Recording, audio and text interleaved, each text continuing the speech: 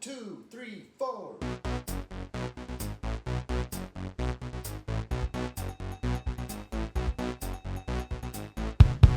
Hello, everybody, and welcome back to another episode of Oh Brother with your host Drake and Bryce. Before we get into this episode, we would like to talk really quick about what happened to us. Spoiler alert, we didn't die.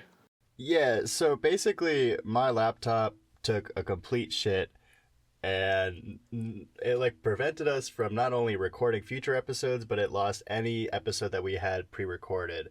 Before we ever started this show, I wanted to make it clear that we actually enjoy doing this, so we pre-recorded 6 episodes before we released anything. Some absolute bangers in there too, by the way. Man, did we get close to releasing a great episode about Inglourious Bastards. Dude, ooh, it was heated in that one. Oh my god, I think I had about 5 minutes left of editing, and that's when it happened.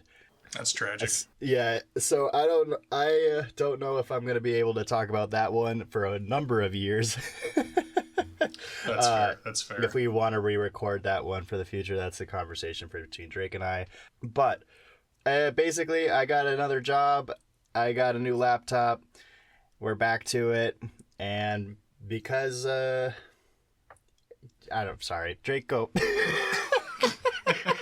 Yeah, just give us a few episodes to get the kinks out, because we were getting in the flow of it, and then it got cut off at the knees. So, just give us a few. No, we never intended to stop doing this. And to those that have asked what happened, we greatly appreciate it. And now we're back, and we can't wait to get into the new year and new films coming out.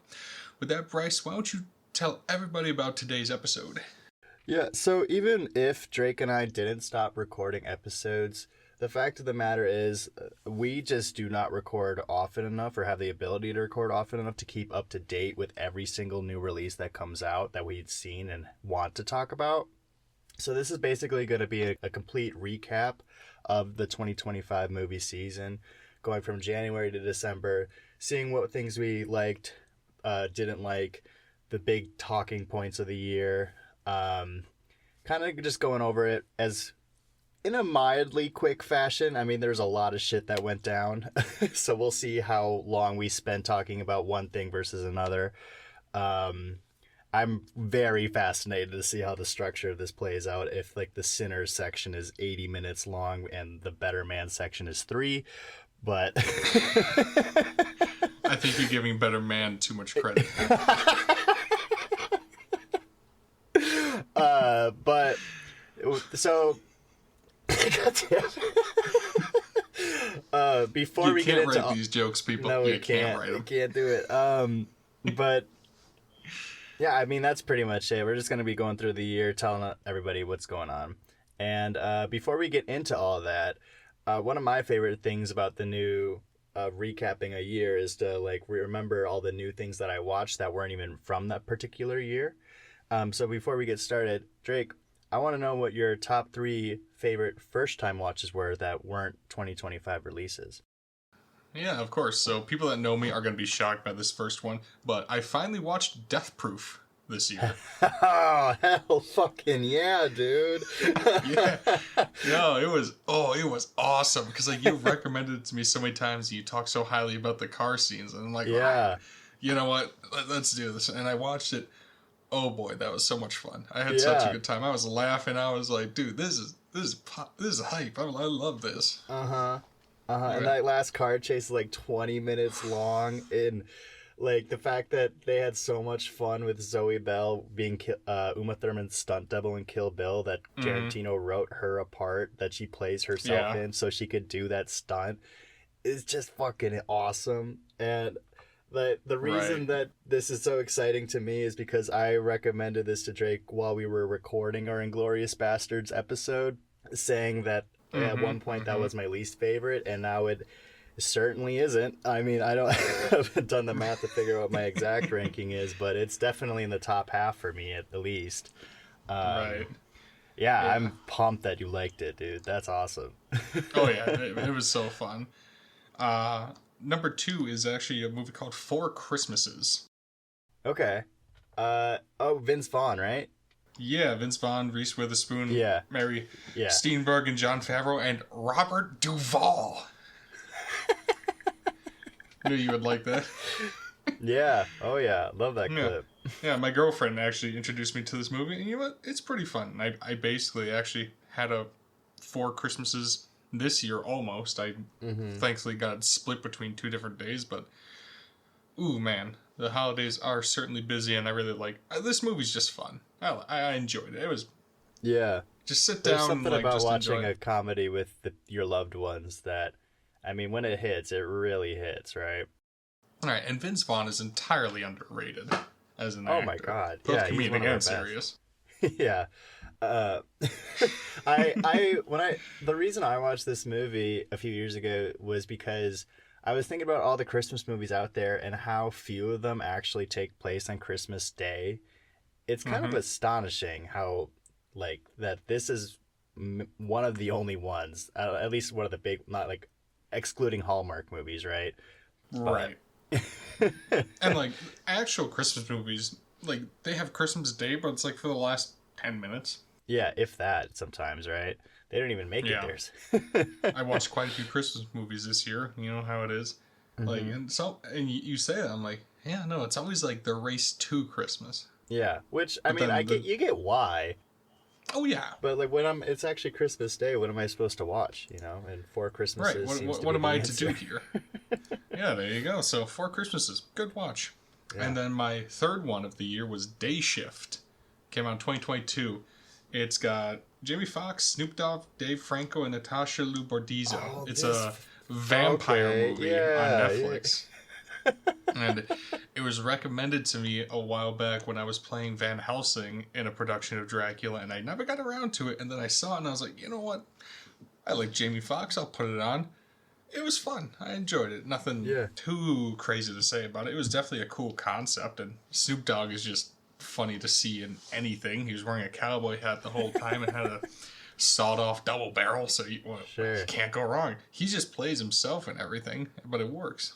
I totally missed this one. How is like the vampire action? Is it like pretty It's gnarly? pretty decent. No, it's Yeah. pretty good. Like it's definitely leans into the more comedic parts of it, but it's certainly not a bad watch. If you're gonna like sit down with your buddies, have a couple drinks, and have a little puffs of whatever, definitely a good movie to just sit down and watch. And Dave Franco is really funny in it. Everybody, the whole cast, nobody goes wrong at all. Yeah. All right. Well, if you care to know, I have my three. For the sake of following the script, I do. Okay. If it wasn't for it, I wouldn't give a shit. Um, Thank you. so all right, I'm going 3, 2, 1 here. My number 3, not to be that guy, but how fucking good is Casablanca? I mean, Dude. Casablanca. Dude. so this movie, like, obviously is one of the most hyped up things of all time. And I'm here to say it lived up to it. I really love this one. I found the love story within it was such a fascinating angle, and it's a dilemma that's something that I never even occurred to me could have happened to real people in real life, where you have a woman who her husband went to war, went MIA, and during that tragic time found a new guy, and then found out that her husband didn't die and went back to him, and then the husband and wife go on a vacation together and re-encounter the fling, and then it's just this guy dealing with like the demons of his past coming back, and it's all this shit, and it's came out in 1942, so it's during the like midst of World War II, like while the movie's being filmed, and just ballsy ass filmmaking to have lines in there about how like just declaring that America or like that we are gonna win the war. Like for a movie to say that in 1942, calling their shot, and it played out in their favor. But holy fuck, I can't imagine how insane that was at the time. I Right. I was really blown away by it, and I can't wait to revisit it. Yeah. Number 2, have you seen that one? By the way? I have not seen it, but I've heard raving things about it. Yeah, no, right. I mean, who hasn't? My number two, I've been trying to get more into horror, and I've really come to appreciate things that just throw all their balls at the wall. And I love gore. I love the goopier the better. And it doesn't get much goopier than David Cronenberg's The Fly with Jeff Goldblum Oh, and Gina Davis. I yeah, was that is, oh, blown away by this thing. I dude, loved it. It is grody, man. That Yeah. is a nasty film. Like, genuinely, it is gross. Like, Yeah. when the spit was coming out of his mouth as he's talking, it's like, "Ugh." Like, imagine having to have something like that in your mouth and you're just like, ah. And imagine, like, having to redo that take. You have to get cleaned up, put it back on. Yeah, it's nasty. And the reason it works so well too is again because the love story is so interesting between these two characters. Mm-hmm. And by the end of it, when he actually fully becomes the Fly, you're looking at this creature design and it's like, man, I feel bad for this fucking thing. Like, this thing Right. didn't even stand a chance. And you just see the highs and lows of like this creature, and like both in as a person, but in like the prosthetics and the makeup and all that. I'll tell you what scene got me the worst. It was the arm wrestling scene. That's the one that Oh. actually made me just jump. I was like, ugh, fuck. It's a tough one. Yeah. Have you seen John Carpenter's The Thing? I love The Thing. I'd say that's my favorite. I was about to horror. say, if you were about to say no, I recommend that one next because Yeah. it's so similar. But James Gunn's Snake is actually pretty good too if you're kind of more into that sort Slither? of realm. Slither, whatever the fuck. Yeah, okay. Fuck I off. just want to be clear. Gotcha. Yeah, Shut no, up, nerd. Go back to your letterbox, pussy. Slither is definitely one I want to catch up with, just because I think it's like the only Gunn film I haven't seen. So curious to see where Plus he something all rare, started. Michael Rooker is like the lead, and he never does that. Oh, I didn't realize he was even in that one. That's crazy. Yeah, he's like the Thing. Or not the Thing, but He's the Slither. Shut up! My last one is Princess Mononoke. That's the Studio Ghibli film that came out in '97. Yes. It had a theatrical re-release in January or February or something like that in IMAX. So I went with some of my friends and girlfriend, and I can't remember the last time I sat in the theater and truly couldn't tell you where the hell a movie was going to go. And like every time I'm like, oh, I think I got it. It just went the 180, the complete opposite direction. And it was fascinating every single time. It's gorgeously animated, like all of those movies are. And just so many like creature designs or things that like really like stick with you, and like a hero's journey with an unconventional lead. And it's just it's got like the basic formula with the most unbasic skin wrapped around it, and it's just was such a fascinating watch. So yeah, that one, like, I think was, out of everything I watched, was like top 20 of the year. Yeah, no, Studio Ghibli's something I've been trying to work my way through more. Like, I rewatched Howl's Moving Castle this year as well. Like, I've seen it before, but I rewatched it, and that movie also, it like kind of does like a 180 with like how you think the plot's gonna go, because it's just such a really, all those movies are really well made, and you can tell there's a lot of love with them. Yeah, the amount of care that goes in there is just, really awe-inspiring. But yeah, I mean, we do want to talk about some of the bigger news that did happen, but frankly, most of the big news are just casting and directing attachments, and it's just like, if you don't talk about it the week that it happens, it's like, why even bother? So we're going to ignore it and just talk about the big stuff when it comes up. But basically, we got a big calendar here of everything that came out, and we're just going to kind of break it down month to month. But before we do any of that, I feel like we should take a little moment to talk about all the people that we lost this year that were in the film industry. I picked in a few of the ones that like had a big impact on us specifically, and we'll touch on a few of them. But just to list them off real quick is David Lynch, Gene Hackman, Val Kilmer, Michael Madsen, Robert Redford, Diane Keaton, Isaiah Whitlock Jr., and Rob Reiner. I mean, when Lynch passed in January, I mean, talk about one that like hit the whole industry like a bag of bricks. I mean, I've never been a huge Lynch fan, but watching interviews with him, I feel like I've learned more about writing and creative thinking than I ever did in school.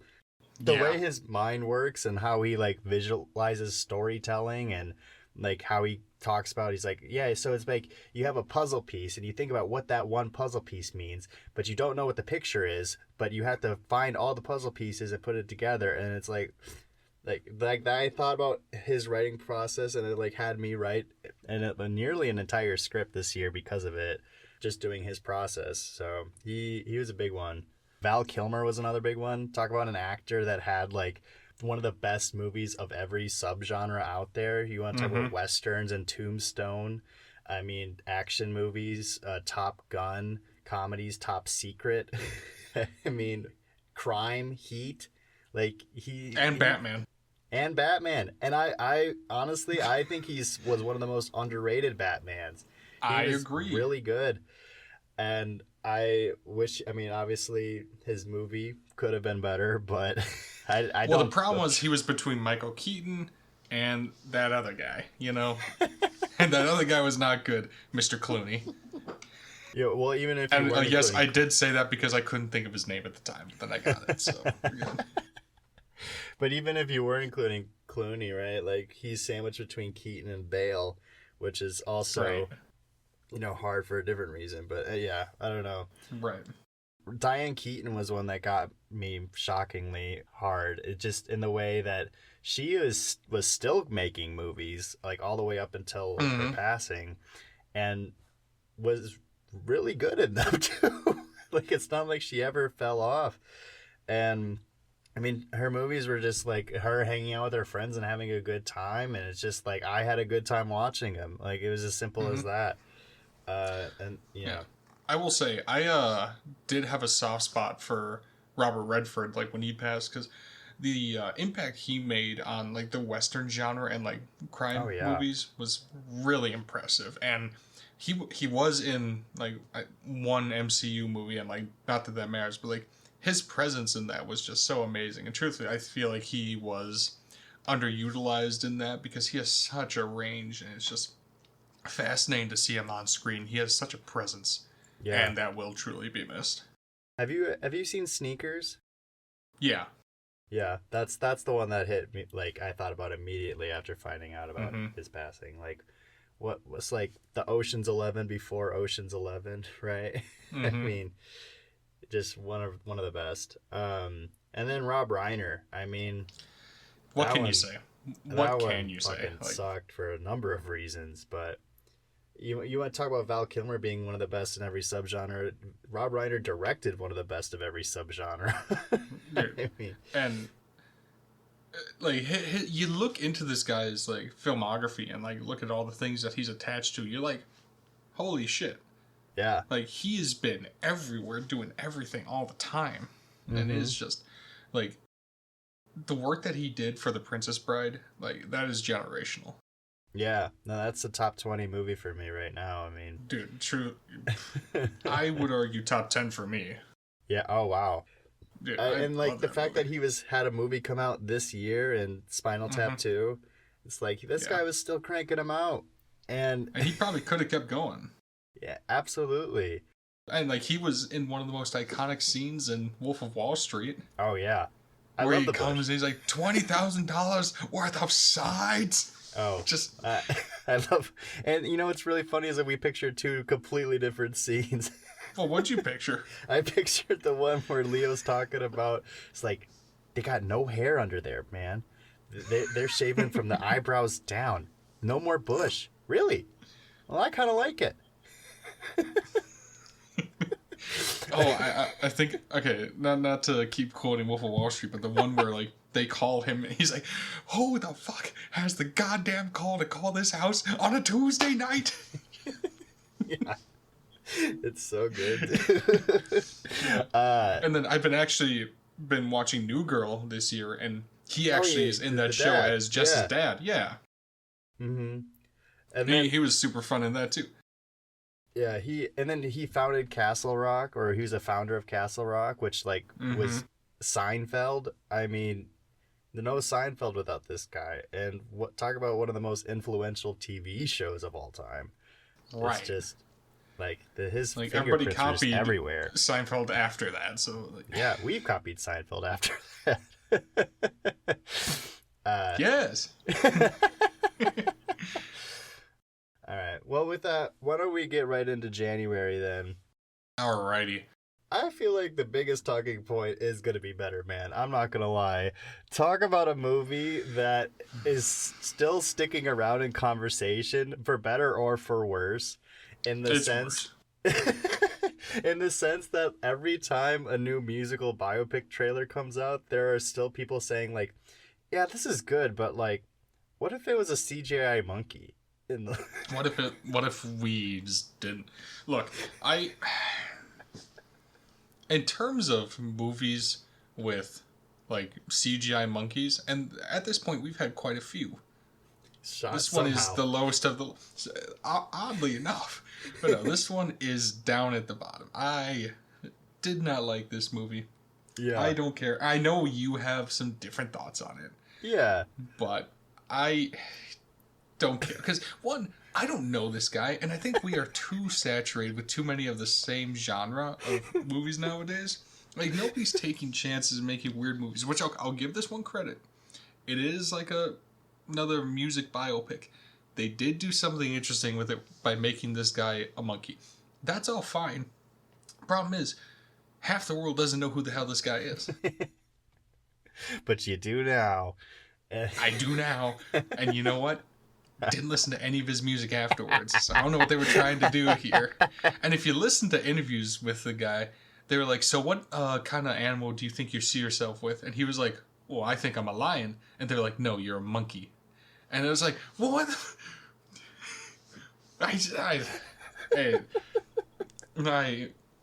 it was just quite odd for me, and yeah. No, I appreciate what they tried to do, but they couldn't stick the landing in my opinion.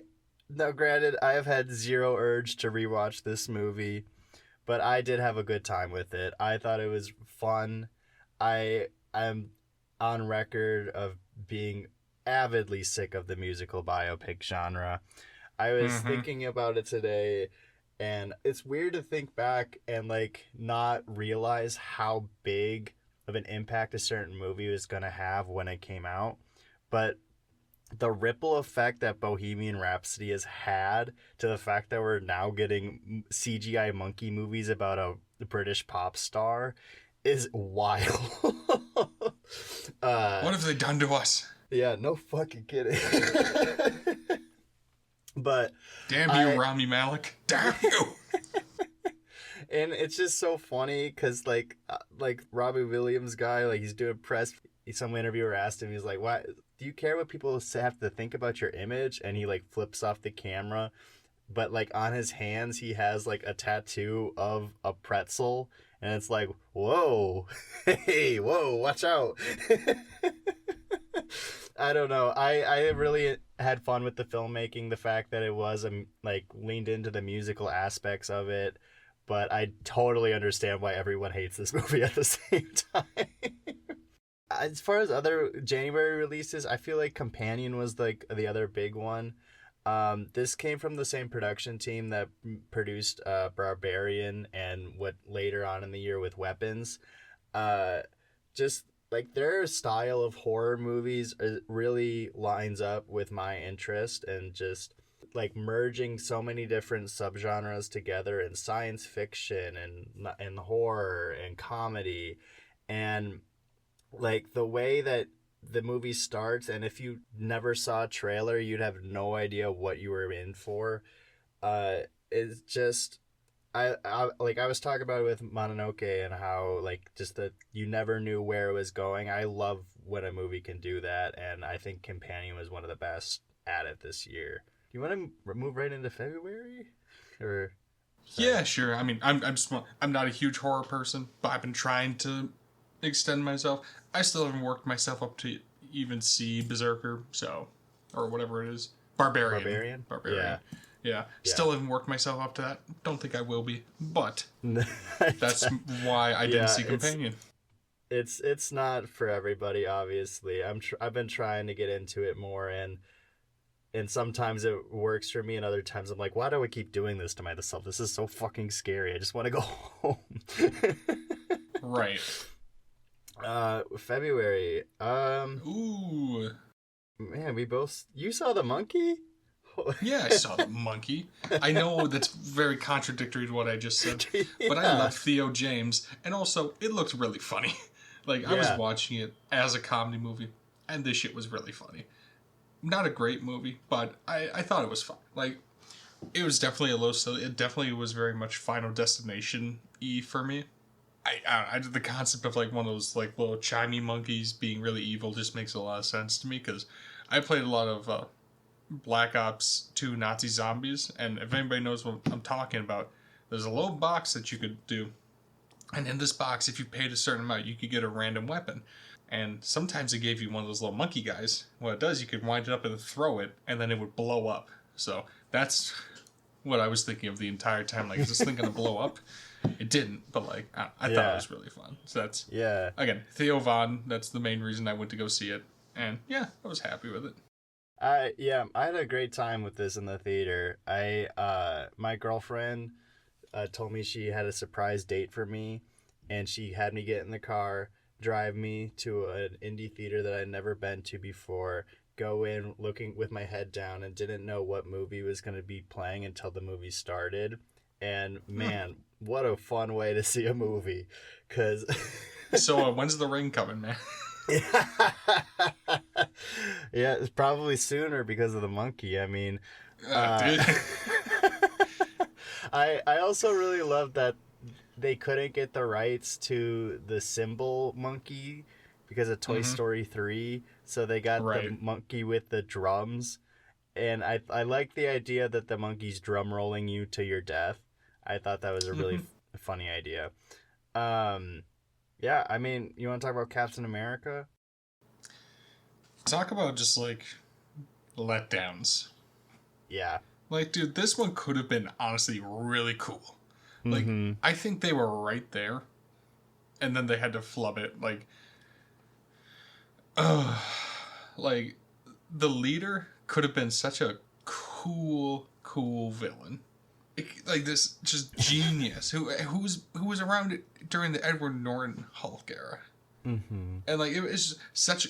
When I heard he was coming back, I'm like, oh, this is holy moly! They're bringing that guy back. This could be like awesome. And then I saw Harrison Ford was attached. I'm like, Indiana Jones is in this? What the heck? And I don't know. I was just so excited for it, and then I was just like, okay. Because I was hoping they wouldn't do the big, CGI fight at the end. I knew obviously Red Hulk was going to be in it, but I thought it would be a little different than what it was. So it let me down, truthfully. Like, not a great start for Marvel of the year. I feel like we're both pretty open about being bigger fans of Incredible Hulk than most people. I feel like that's safe to say, right? I think that's very fair to say. Yeah, so when they did announce Leader was coming back, I was like, oh shit, finally, right? And, you know, the problem with adapting a character that's supposed to be the smartest man on Earth and then having one of the dumbest scripts on Earth is it doesn't make the character very smart. Right. And like a lot of this is that the movie was dealt bad hands with just studio mismanagement and like a budget that was blown out of proportion with reshoots, and the fact that they started the movie without Giancarlo Esposito and reshot him into the movie. Like, what the hell was this thing before he showed up? Yeah, that's a whole other thing. What a waste of Giancarlo Esposito. Yeah, it's hard to make him bad. And they found like he's already he can take almost anything. He couldn't take this. Like, he couldn't take this and make it great. Yeah. But I didn't even bother seeing this one in the theater. I waited till I got to Disney Plus because I just knew I wasn't gonna like it.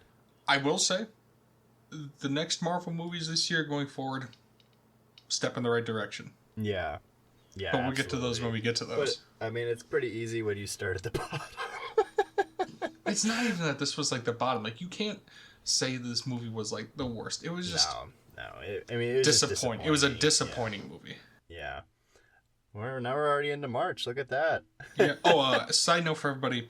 Paddington in Peru came out in February, and I just want to remind everybody, I hate that little bear so much. And I'm going to continue that hate train. So, on to March. Drake, you know this is a bit that only you and I understand, right? Like, just have a... I hate that little British bear so much. Like, it is unfathomable. Like, pretty sure my blood pressure is going up right now talking about that. Can I say one thing about Paddington before we get going? Do your worst. I was showing my girlfriend Paddington 2 last month, and I just forgot how insane it is that Paddington gets arrested, and the fact that they don't send him to the zoo or the wild, but they put him in prison. Yes, like a human. Such a fucking insane choice. That I thought it was so funny. One of the highest rated movies on IMDb and Rotten Tomatoes, by the way. Yeah. It's the greatest movie of all time, apparently, according to I'm gonna drown you. I did look to see if it still had that 100% rating, and it got dropped down to 99%. So it's no longer the greatest movie of all time. It never was. And it never was. Why are you surprised? Alright. On to March, huh? Yeah. I do want to talk a little bit about last year's Oscars. That's March is when they premiered. Quickly, one, love Conan. Thought he was a great host. I am excited to see him do it again this year. Love Conan. Yeah, one of my favorite comedians and comedic influences of recent years. I say that like because I discovered him more recently. Like I wasn't watching late night growing up or anything like that. I thought that I'm gonna wait on my Dune hate train for a second. I thought that the fact that Anora and Flo won awards, like the quantity of awards, is really cool for independent cinema. The fact that Flo beat out like the big studio movies like the DreamWorks and the Pixars and the Disneys, and it was made in a free animating app is just wild to me. And Anora being a neon movie, it like beating out so many things. I'm not crazy about Anora, but just the principle of it was really cool to watch. This is my Dune hate. Why the fuck didn't it win it like anything? Absolute snub. I couldn't like same thing as Black Klansman in 2018. I'm not over that. I'll never be over that. Dude, I'm not over it. Yeah, I was looking up Dune's just the nominations today, and I just got mad all over again. Like it won sound and visual effects, but like no Denis nomination is just wild to me. It's like, how the fuck do you make that crazy of a movie without a director? How do you stand there as a person and not at least nominate him? Yeah, exactly. And it just felt like degrading to nominate it for Best Picture but not nominate it for Best Director. It's like, what do you mean? What do you mean it's Best Picture? What do you mean by that? Yeah. For everybody listening, we will be doing a Oscar 2026 predictions video. Yeah. And it'll probably come out before the Oscars. We'll hope. Well, that's pretty on brand for us, so... But it'll come out. About the 2025 Oscars for the 2024 movie season in 2026. Wonderful. Yeah, but speaking of Denis, his next movie is I guess he's got Dune Part 3 coming up this year. So the next movie is Bond, and That's right. Have they yeah, officially casted Bond himself yet, or no? no, Is that they under have wraps not. still? I think the internet would be on fire right now if it Oh yeah, they casted I Bond. probably would have heard. Yeah. I'm hoping they do an unknown person, but I know that Oh, probably yeah. won't be what it is. Yeah, yeah. So the reason I'm bringing this up is just because the fact that the Broccoli company sold the Broccoli family, sorry, sold the rights to Bond to Amazon.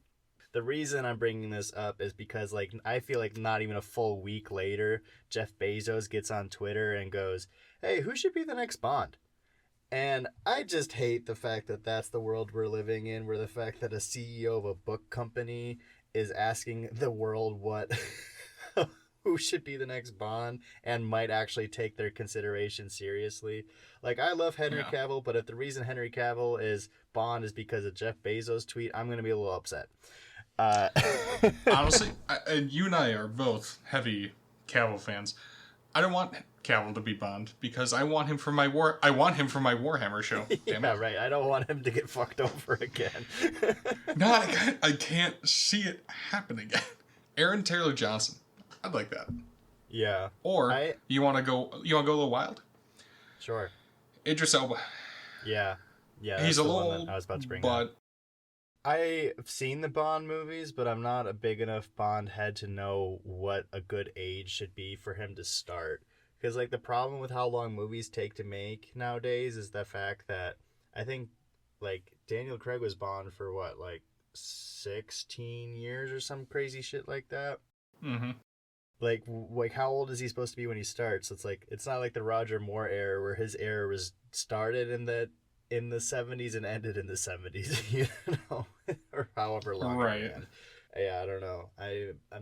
I'm curious to see what happens, but it is a little upsetting to see that it go from a family, you know, to a big corporation. Especially because like when you hear about behind the scenes stories from those sets of how like they were like, you know, like family gatherings and hangouts, and it just felt like something special while also simultaneously spending $100 million on this what felt like an indie movie to them. It's just Right. disappointing, unfortunately. That's where we're Well, at. we'll be able to talk more about that when that comes out, but I think we have tracked on long enough. Yeah. So, back to the episode. March. Let's talk about Mickey 17. Dude, I liked Mickey 17 quite a lot because it's finally a movie. I feel like we're finally getting back to movies that take a chance on just like a weird concept. Like, I am tired of just seeing the same thing over and over. And when a studio takes a risk on a movie, I like it. And this one was definitely really weird. The alien designs were really cool. The concept was cool. The cast was great. I was a big fan of Steven Yeun, so seeing him in there is really nice. Yeah.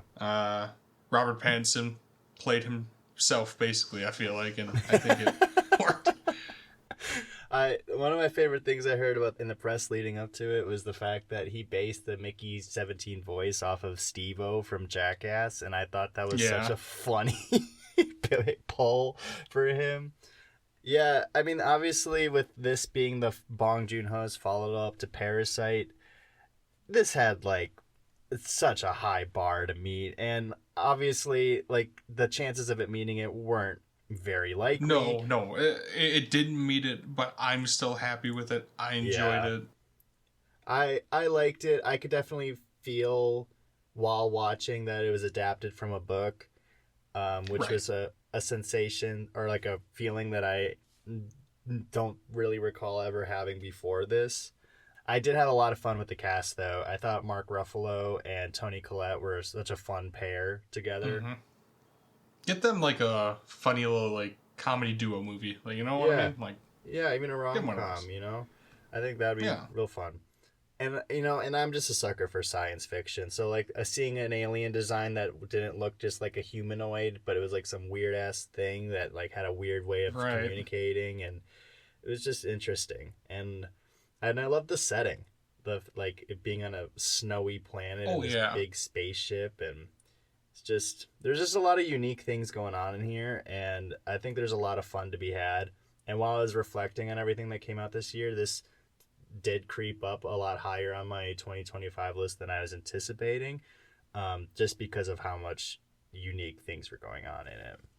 You want to talk about Novocaine?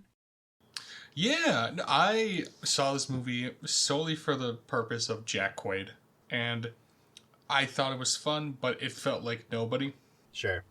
And, I mean, if you were just hankering for John Wick and you didn't want to wait for Ballerina, I thought it was a fun little movie.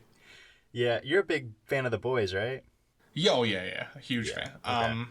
No, I thought the cast all did well. Amber Midthunder, Ray Nicholson, Jacob Balton, obviously Jack Quaid. I think they all did well, but to me, nothing necessarily stands out from it. Sure. I think Jack Quaid definitely plays one character, but he plays it very well. Yeah.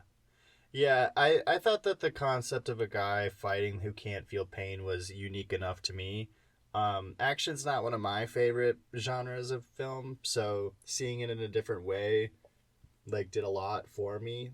Those direct-to-video action movies just don't move the needle for me, so I needed some kind of flair to happen. So, this, even as a simple concept, was enough for me to move the needle, where even when he gets punched he can't react to it but his head still moves, and just simple emotions like that I thought were really interesting. And I thought the movie was actually pretty funny too. No, it definitely did have its moments, but I don't know, I thought if I'm gonna watch one of those movies, I'm gonna watch Nobody. Sure, fair enough. Let me scroll ahead just to spoil something real quick. Yeah, okay, but neither of us saw the new Nobody, so but yeah, I don't know. I had enough fun with it. It's probably gonna be a few years before I revisit it though. But yeah. Whereas Nobody, I've seen that numerous times already. So, Right. I'm gonna quickly talk about the day that Earth blew up, the Looney Tunes movie. For the fact that this got a theatrical release when I'm pretty sure it was almost destined to be sent to the shelves to never be seen the light of day. And I think because of how successful this was, it wasn't crazy, but it was good enough that they're actually releasing the Coyote versus Acme movie. Thank God. Yeah. I think that comes out this year, right? If I'm not mistaken. Really? Yeah. Ooh. So the fact that we live in an era where a movie can be shot, finished, all the way down to editing, and then they decide not to put it out is just wild to me. The fact that there's a Batgirl movie just sitting on a shelf somewhere is such an insane principle. Yeah. Very dumb. So I was really happy to see this in the theater. Now, granted, I think I was one of 3 people in there, but it was still fun to see. All right. Do you want to move into April then? Yeah, let's move on to April. All right, big month, April. The Minecraft movie. Talk about a movie that had an impact. I was not aware it was good. I thought I got slapped in the face with how big of an impact Minecraft had on the world. Yeah, it is one of those things you'll look back on in about 10 years and be like, hey, remember when we went absolutely crazy for this? Yeah. I'm fascinated to see how the sequel does, if it's going to have that same grip on people. I doubt it. I knew they were going to do a sequel, but God, wouldn't it have been so funny if they're like, nah, this one's good. Yeah. There was and the fact that this is the highest grossing movie domestically this year, it's just what world are we living in, Hey, the audiences are speaking, and they want Jack Black and Jason Momoa, which arguably I do too. Yeah, and you know what? I did not like this movie, but I did think that they were a fun pair together. Oh yeah. Yeah. And we'll talk about other fun pairings later in this year, but I don't play a lot of video games, but I played enough Minecraft to realize how crazy of an adaptation this is. And like I Mm-hmm. kind of like for the first time fully understood why people get so upset at video game adaptations and being not good. It's like, what, have you guys ever played the game? Like what is, this is not even close to what happens in this thing. Yeah, it's a constant battle. Yeah. Like I get why you would want to differ, but also it's like there's a story right But there. that much? Yeah. It's it's right there, man. Yeah, this is in like my bottom 5 of the year. So I really could not stand this thing. And the funny thing is that I saw this in theaters and left before it finished and was just so curious of what happened that I watched it at home. And I watched it with the block party setting that HBO Max has. Do you know about this?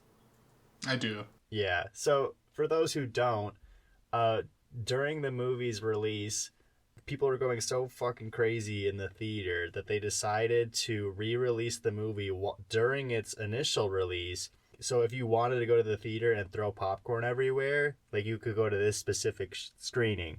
But then they put those same special editions of the movie on Max when it eventually came to streaming.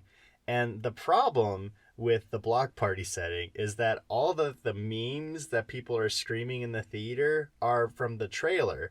And all the trailer moments are in the first half of the movie. So you're watching it, and then after like 45 minutes, they're all gone. And you're just waiting for Chicken Jockey. And then you just have to pay attention to how boring and how stupid the rest of the movie is. I was shockingly angry by the time I actually finished the movie. It was, I couldn't believe how mad I was getting over something that does not matter. Let's move on to something that made me really happy this year in Sinners. Man, I'm gonna say this ahead of time. Rest in peace, Sinners Oscar snubs this year, because one, horror movies are underappreciated at the Oscars, and two, it's a black-led movie, and it's not going to be able to go anywhere, unfortunately, because that's what we're living in. So those two combined, I'm sorry, I want it to win every single category. It's going to get snubbed. I just have a really good feeling about it. I think it's coming back, man. It Really? Yeah. Like it's not gonna do as well as you wanted to, obviously, but I think that Michael B. Jordan might still get an Oscar nom for this. And Oh, he'll get a nom for sure. But the as far wins, as- I don't know if they're gonna get any acting wins. I think that's a little unfortunate. It might get casting. well, yeah, Yeah. this movie was fantastic, and Yeah. we'll go talk about it later. But like, this is like, in for sure my top 3 of the year. I'll say that right now. Yeah. I knew how much you loved this. So when I was trying to guess what your top 3 of the year was, I was like, okay, so it's Sinners and like what else did he even see? I don't know. But like talk about a movie that just proves that every director should at least try to make a horror movie just to see what the hell comes out of them. Because they can come out with absolute bangers. Yeah. And like I see hardcore horror fans like complaining like there's not enough vampires in here, but it's like, yeah, but look at what you did get. This thing's fucking awesome. It's awesome. It's awesome. Some of the best music of the year, both with the score from Ludwig and songs. I know you've been cranking that soundtrack all year round. Buddy, when they were doing Rocky Road to Dublin, I was headbanging in the audience. I was like, yeah, oh god. Yeah. I was And the going crazy. I was like, ooh. And like interesting characters with interesting dynamics, and the fact that they made it a period piece that And the added fact to that they the didn't need element. so much, they didn't do like so many backstory introductions or anything like that. They were just like, it would have put in like the backstory so smoothly into it. You're like, yeah, I've known these characters for years, and you can see that they've known each other for years, and you're like, oh, it all makes sense why they're there. And Yeah. when they get taken away from you, you genuinely feel that connection to them. Mm-hmm. Yeah, and like you talked about The Thing earlier, and like one of my favorite things about that movie is how no, even though you don't spend a lot of time with these characters, you feel like you know every single one of them. Like you talk about this with Bastards. I mean, like every character you could make a spin-off movie about, and it'd probably be just as interesting. There's just so many things on and off screen that I'm just so enamored with of this movie. The fact that this is like the first or movie with a female cinematographer to be shot with fully IMAX cameras or something like that. Some crazy stat like that. And like how good this is for, just everybody. I should have wrote notes. Dude, Delroy Lindo in this movie was absolutely outstanding. He's one of those actors that has been underrated his entire career somehow, and I'm glad that people are finally, or at least that are around our age, are finally paying attention to him. Yeah, and I want to also give a shout out to, I'm gonna pronounce this wrong, so I apologize. Wunmi Mosaku. She played Annie. My God. I'm trying, like, she was such a standout in this movie for me, especially. And I loved it how in this movie they weren't dumb and like, oh, we have no idea what this is. She's like, well, that's a fucking vampire. We gotta kill that little bastard. And then they do. Yeah, called her shot right there. I thought that was really cool. And like so many like horror movies are like scared to say what the thing is. It's like, no, come on, guys. This is a fucking vampire, guys. This is a vampire. and they don't act dumb. Like when Cornbread comes back up, she's like, hey, your big ass could come your way in here. Why don't you do it right now? He's like, hey. He's like, hey. And I love that they like obey to the vampire rules of you can't get let in unless you get invited in. Those are like old time like rules. So I appreciate that they kind of use that. Yeah, and I like that they spent enough time on that where like you the audience can be like, oh shit, are they doing the you can't get invited in right now? Like they're doing it. They're committing to it. And then like, I mean, this one was like impossible not to compare to From Dusk Till Dawn, but you know what? What a movie to be compared to. Right. I know that K-pop Demon Hunters pretty much has that Oscar for Best Original Song locked, but what a runner-up. Yeah, it's really. And this has maybe the shot of the decade. Maybe in the what do you in the rotating like the shot around the barn. I don't know what to call that shot, but you know the one. It's like the scene of the movie. Yeah.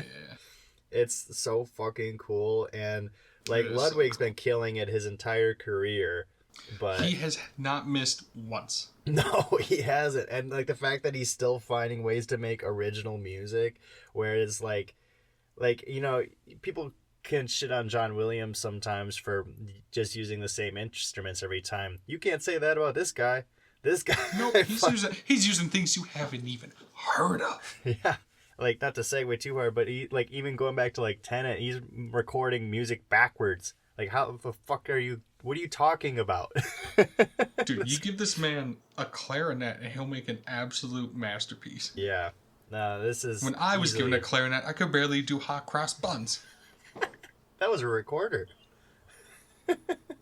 Well, you could give him a recorder, too. I think he does use the recorder a lot. I didn't realize you were actually spitting facts right now. I thought you were just fucking around. Did he really? Yes, I mean dead ass.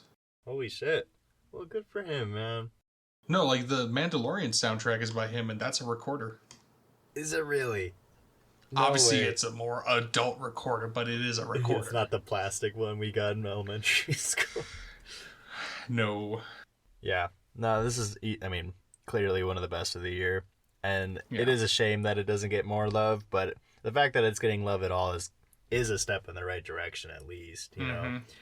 And I hope studios take note of what this movie did well and try and adapt it. I'm not saying I want more vampire period pieces, although I do, but I just want good movies, man. That are trying different things, you know, and being love letters and... Like, you can, like, so many people have done the vampire thing. but you could do it in a different way, and this was just fantastic. Yeah. It's the fact that you could pitch this movie and it sound just as interesting without vampires in it. And then you add that on top of it, and then it makes it even better somehow. Yeah, and you know me, I love Django, and when Michael B. Jordan got to have his little Django moment at the end of the movie with the clan, I was like, man, ooh, this is good. I'm like, ooh, I'm liking this. Yeah. Just fantastic. It's fantastic. Mm-hmm. All right, there's nothing else in April worth talking about. Truthfully, Minecraft and Sinners. I mean, what can you say? Yeah, that was the thing though. It's just like Minecraft came out, and then 2 weeks later, Sinners came out, and it was like you just saw the gap in quality. The cultural tone. It's just like what, and they both came from Warner Brothers too. It's just how can wild. a studio do that? How can they do that? How can you allow that to happen? Yeah, I don't know. Let's move on to Thunderbolts. How about that? Yes, and might I say, quite an improvement, might I say. Like, Yeah. my goodness, if this isn't a step in the absolute right direction.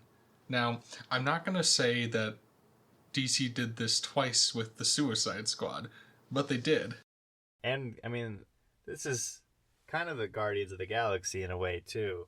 Just like the ragtag So, they've group. done this before. Yeah. Let's be clear. And 2 of the characters were the same. 3 of the characters were the same. Like, And copies of each other. Let's be. Yeah. But you know what? It's a good version of one of those movies. Mhm. I have not thought about this movie since I saw it, but I did enjoy it while I was watching it. And I like that it was Oh, yeah. like about something, and it wasn't just about like let's get the doodad and blow the thing up, and it was Yeah. actually about like, you know, internal battles and Yeah, you could like depression I and all could that see stuff. yeah, like I could see like a teenager walking away from this and being like thinking, you know, and like using their brain, which Yeah. at this point the bar with the MCU is kind of low. So the fact that this movie can do that, you know, I Good for them. appreciate for that. But I don't got a lot to say about this one. I'm No, just it's glad like it wasn't an terrible. improvement for the MCU. I'm glad they're going in the right direction. We'll see what Doomsday brings. We'll have an entire thing about it. We'll have to for our sake, but Yeah. we'll see what happens. You made a Final Destination reference earlier. Mhm. How many of those movies have you seen? Clearly not this new one, but No, I did not see this note. I don't remember which ones I've seen. I've seen like 2 or 3. okay. Yeah. I was really interested in this movie for whatever reason, and I watched the whole franchise leading up to it for the first time. And I think that this is the best of the franchise, frankly. Really? It did a lot right, and it like finally like used the formula in an interesting way with characters that are like related to each other, and not just a bunch of strangers that happen to be on the same airplane together. So that way, like when a character dies, it's like, damn, like they just lost a family member. That fucking sucks. Right.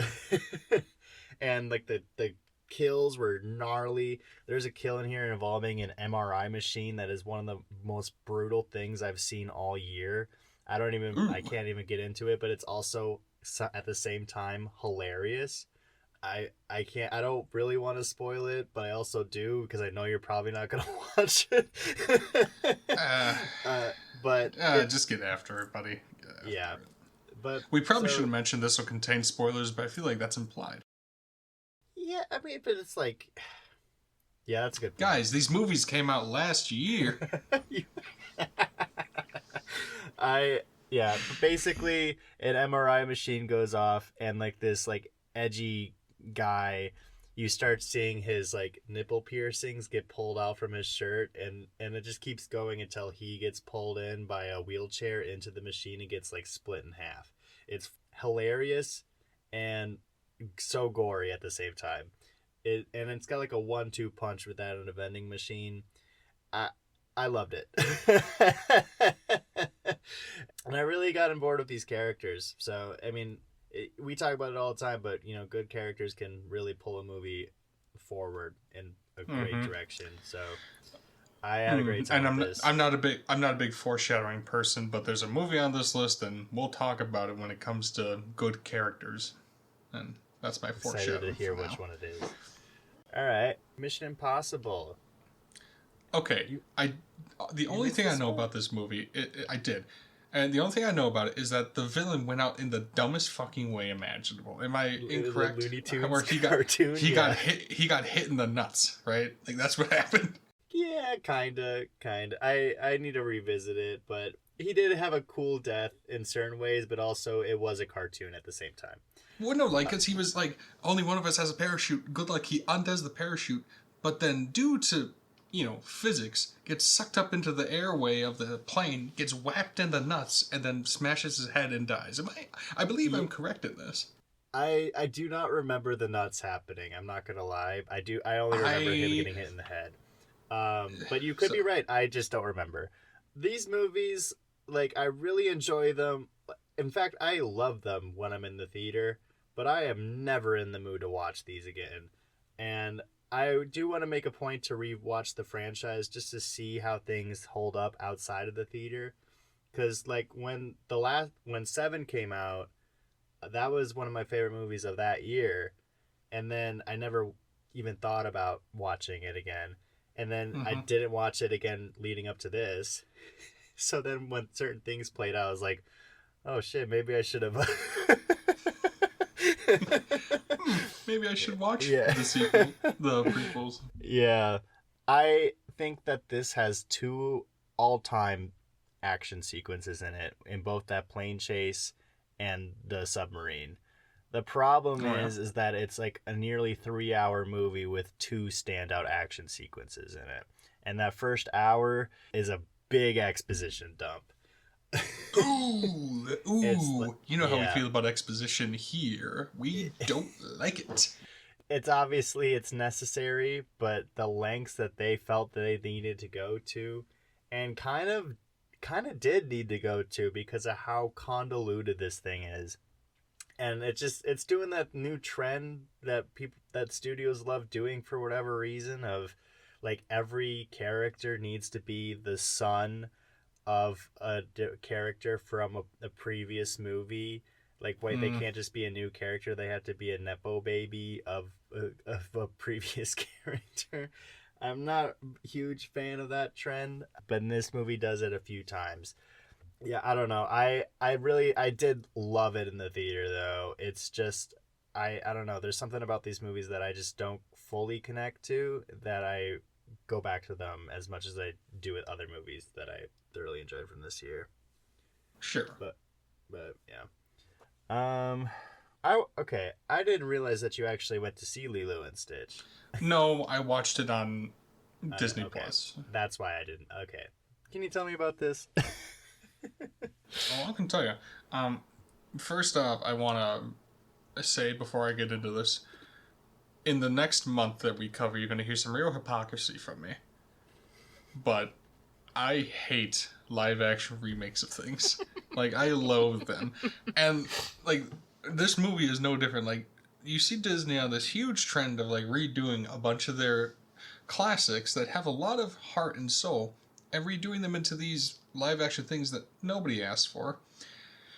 Well, I've talked about saturation a few times. This movie has like one of the brightest characters in one of the most gorgeous places in the world, and it just feels so gray toned all the time. And it's just not fun. Then, like, I'll give them the credit. They did change things up, but for worse. Like Nani, Nani, like one of the big things at the end of the original like animated movie was that she still sticks it out for her sister, and like it's all about Ohana and family. She leaves at the end of the movie to go study marine biology. And by the in the mainland, not on Hawaii, like in the US. And here's the thing, Bryce, one of the best colleges for marine biology in the world is in Hawaii. Yes. And she left her with a neighbor. A neighbor. Yes, not even another family member, a neighbor. But that wasn't what pissed me off. Was it Gantu? You remember? Yes, it was Gantu. How he's just not there. And the director was like, well, he wasn't really, integral to the story. I fucking agree entirely. Because, like, you made Jumba the villain. And first off, I love Zach Galifianakis. And they told him not to do an accent in this movie. And that made this just horrible. Like, he just talks like Zach Galifianakis. And it is not... Yeah, no, he doesn't have the funny little accent. He just sounds like Zach Galifianakis. And it's not fun. I heard that they were filming this movie during the writer's strike, or one of the strikes. Yeah, I can tell. My God. Zach couldn't do improv on the movie. They just had to stick with what the script was. And from what I understand, it really shows that he could not be himself. Yep, it was not fun. There was no aspect of this that I found enjoyable. I am curious. Not that, like, obviously I watch bad movies all the time. Did this morbid curiosity get you to click play on this one? Yep, that was pretty much it. Gotcha. Especially once I heard about the Nani leaving Leela, I'm like, there's no way. Yeah. So I had to check it out for myself. Sure enough, she just fucking leaves. Oh fuck! I'm like, that misses the entire point of the original. Yeah. God, yeah. No, that concrete filter over these big movies. Dude, it's so. Like, what's up with the postmodern brutalism in filters? It's just. It's just depressing. I don't want to be depressed when I watch a movie like this. I want to be like, dude, it's so fun and happy, why studios are so scared of multiple colors, it boggles my mind. Yeah, it's a little upsetting. All right. Why don't you flip around? Let's be a little hypocritical. I want to hear about How to Train Your Dragon. So, June. A certain movie came out in June. How to Train Your Dragon, specifically the live-action remake. Now, I know I just said that I hate live-action remakes, and I do. This movie made me cry within 5 seconds of seeing it in the movies. And I will say, it's because these movies meant so much to me as a little kid. And when I saw that they were bringing this to live action, I was like, how dare you? But then I found that it was the original director of the original ones coming back to do it. And I was like, all right, hold up. And then they got Gerald Butler back as Stoic the Vast. And I'm like, all right, well, sure, who else could do that? And I gotta tell you, it was good. Yes, I know at the end of the day it was a cash grab. I understand that. I still had such a good time watching it. And they didn't change much. It's basically a 1-to-1, shot for shot remake. That's my problem with it. It's just what's the point besides money? No, and it is 100% a cash grab. They change a couple of wordings. They do add something really sweet, near the end of the movie when Hiccup's gonna go fight the Red Death, the big dragon. In the live action, when Stoic grabs Hiccup, he says, "I'm proud to call you my son." And then in the animated one, that's all they say. In this live action one, they add a line where Hiccup says, "Then that's good enough for me." And I'm like, okay. And I could tell that there was genuine care and heart put into this. Yeah. And I think that's the difference for me. If you can actually enjoy making what you're making, that's fine. But again, I know I'm a huge hypocrite saying all this, and I'll take that hate, but I don't care. Watching the trailers, I felt like I was getting a bit of that concrete filter. How did it feel for you, actually watching it? It was better. There's still were moments where I'm you guys could do it a little better, but it was better. Yeah. I wanted to wait till this section to tell you this, but I just started showing these movies to my girlfriend. We just watched 2 last night, and bawled. I mean, just they get me every single time. I haven't watched them all in a while, and I shouldn't be shocked, but I still am that this is quickly becoming one of my favorite trilogies. Number 2 is the best one. You think so? Without doubt. Yeah. I'm curious to see. I haven't seen 3 since the theaters, so I'm curious on how that one's gonna hold up for me. But yeah, I just want to give a quick shout out to The Life of Chuck.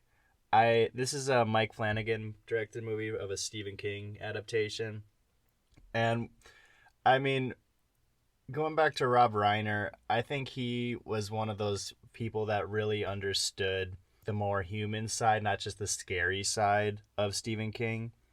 And I don't Mm-hmm. know if we've gotten a good, I mean, besides like, like the Shawshanks of the world, right? But I feel like it's been a while. You know what? I'm saying all this, and then The Long Walk came out this year too. I was about to I say. just yeah, I think that drama Stephen King works better for me more often than not than the horror Stephen King. I think I not that it doesn't work. It's just like his track record. There's more hitters in the drama category. Sure. And Sure. this was such a special movie to me. Saw this at one of those AMC screen unscenes where you just go into it and they start playing a movie and you have no idea what's about to happen. And I was just blown away by how life affirming this movie is, and it's just told backwards. It's got this insane cast with people like Tom Hiddleston, Karen Gillian, Matthew Lillard. It's just like what, and Mark Hamill gives a career best in this. Oh I yeah. it's one of those things where it's like I've been seeing a lot of end of the year lists, and then this hasn't been on like hardly any of them. It's like, wait, hey guys, this came out, you know. Guys, please. Yeah, and not to be, I'm gonna be a little hypocritical because this is not. I'm gonna spoil now. This is not on my top 3, but I still think it's worth checking out. It's one of those few movies that like I would feel safe recommending to nearly everybody I know. Speaking of recommending, Predator: Killer of Killers. Ooh, buddy, I This, can't thank you enough yeah, for recommending this this, to me. Dude, this was right up my alley. This yeah. was awesome. This was, I think, one of the only movies I watched this year, and as soon as it finished, I texted you, and I was like, dude, get Hmm. on this right now. Uh, And then I did. yeah. And it was awesome. It was awesome. Predator is in such a great place right now with Dan Trachtenberg directing these Hmm. movies with Prey, this, and not to spoil, but I like Badlands.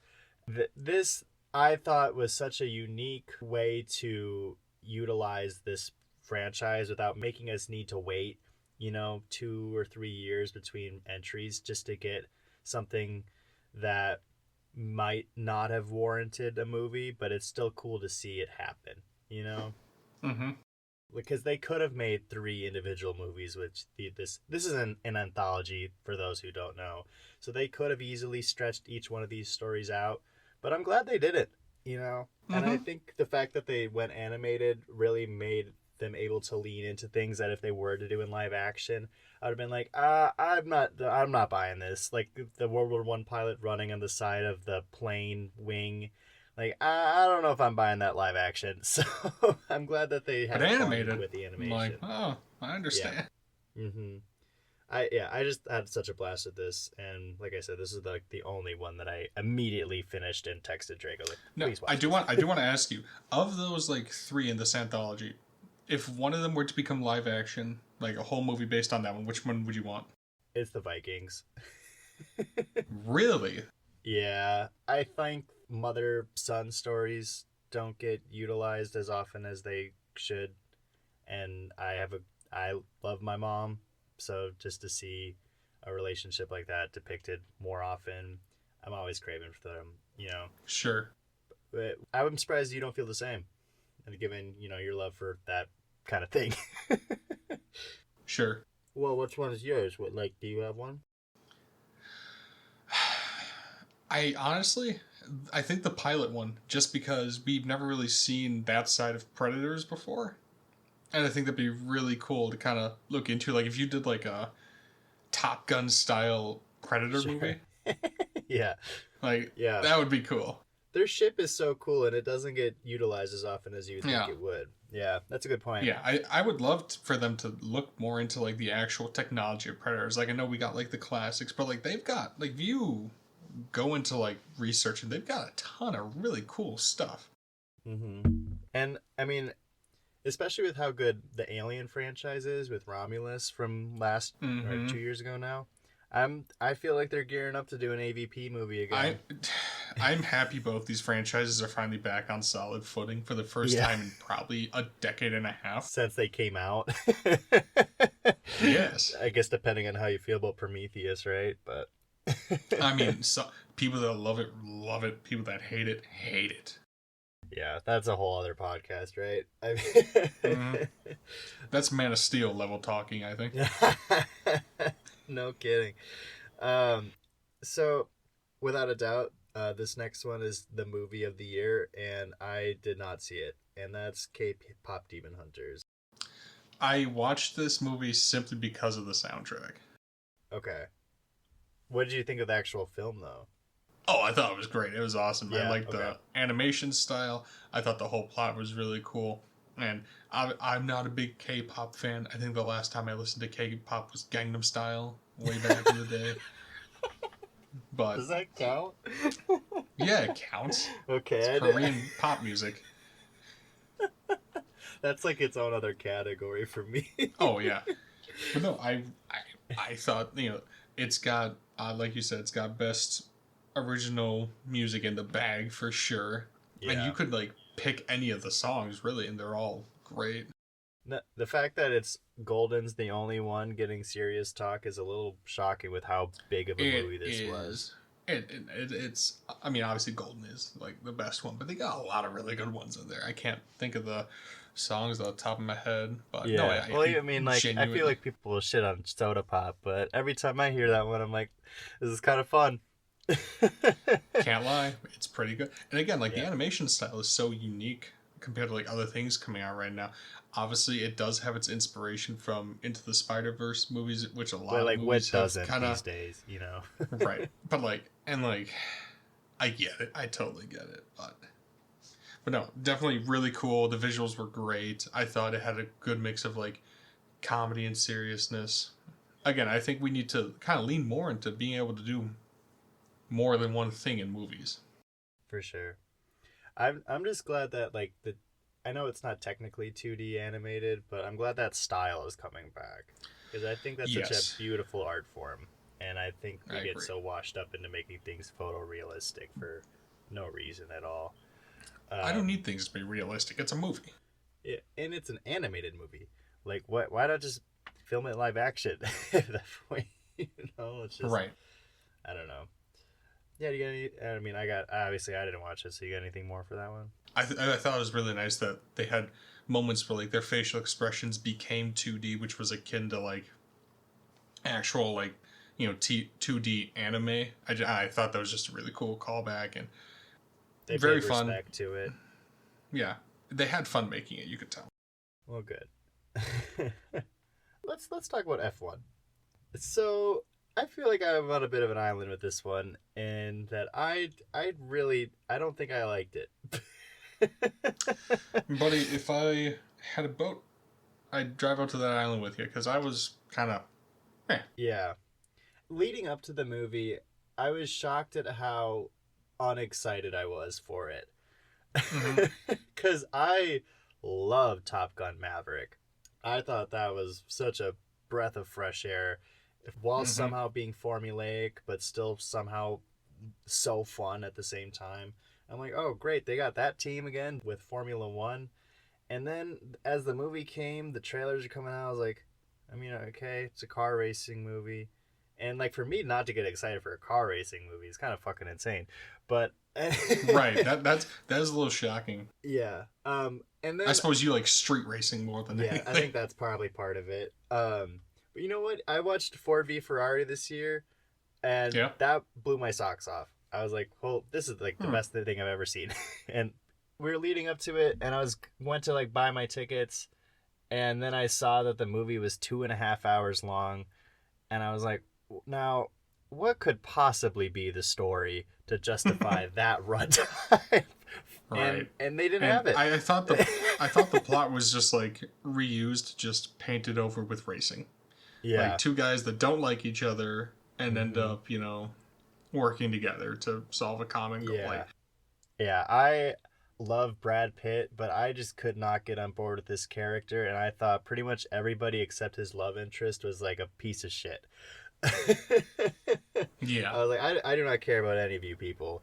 And when certain things happen, I was like, oh, they're about to get in a car accident right now. And then they got into a car accident right now. I was like, yeah, the amount of times that I like gestured my hands, like, what are we doing? Like, I went like this. Like, can you explain that? Because we're the only two people that can see. I know, but I don't know how to explain this hand. It's like You're doing an open-faced Italian hand. Yeah, it's like, huh? Oh. The trailers made it seem really exciting. Like, yeah, the trailers made it look epic, but I don't know, it was pretty boring.